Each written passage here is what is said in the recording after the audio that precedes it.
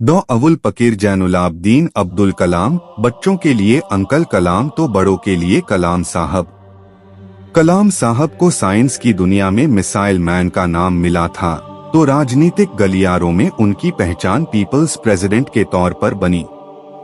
कलाम साहब की पूरी जिंदगी किसी ऊर्जा के समान है, जिन्होंने अखबार बेचने से लेकर भारत के पहले नागरिक बनने तक का सफर तय किया।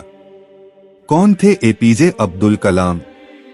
एपीजे अब्दुल कलाम का जन्म तमिलनाडु के रामेश्वरम के धनुषकोडी गांव में 15 अक्टूबर 1931 को हुआ था।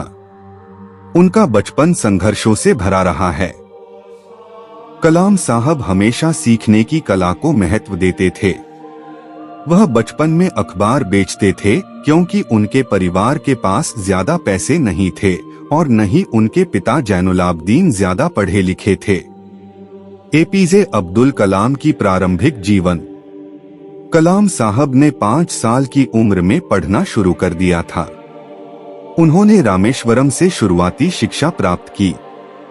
कलाम साहब को उड़ना पसंद था, जैसे खुले आसमान में चिड़ियां उड़ती हैं, और उड़ते हुए चिड़िया को देखकर ही कलाम साहब ने तय किया कि उन्हें विमान विज्ञान के क्षेत्र में जाना है। उनका चाहत पायलट बनने की थी, लेकिन ईश्वर ने उनके लिए कुछ और ही रच रखा था। इसरो में कलाम साहब की एंट्री।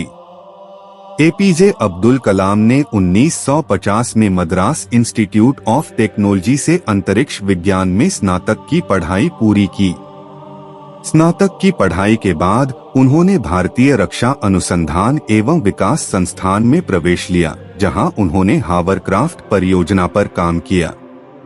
इसके बाद वह 1962 में भारतीय अंतरिक्ष अनुसंधान संगठन इसरो में आए। इसरो में कलाम साहब ने सफलतापूर्वक कई उपग्रह प्रक्षेपण परियोजनाओं में अपनी भूमिका निभाई।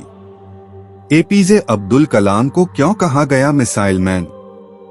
इसरो में एपीजे अब्दुल कलाम ने परियोजना निदेशक के तौर पर भारत के पहले स्वदेशी उपग्रह प्रक्षेपण यान SLV-3 के निर्माण में महत्वपूर्ण भूमिका निभाई थी।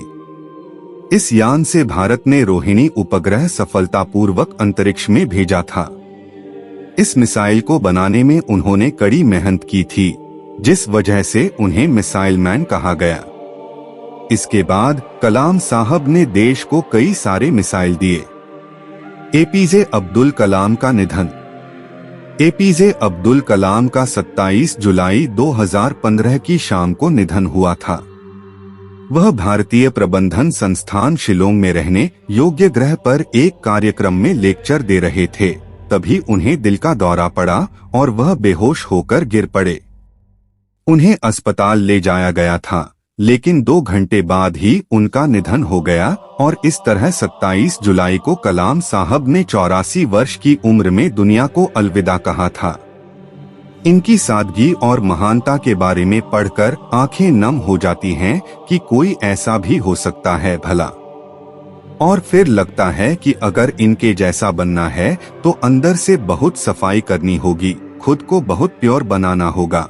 एंड आई रियली विश कि इनसे प्रेरणा लेकर मैं और बहुत से लोग ऐसा कर पाएं। हमारे अंदर थोड़ी सी अच्छाई होती है तो हमें लगता है कि हम कितने अच्छे हैं।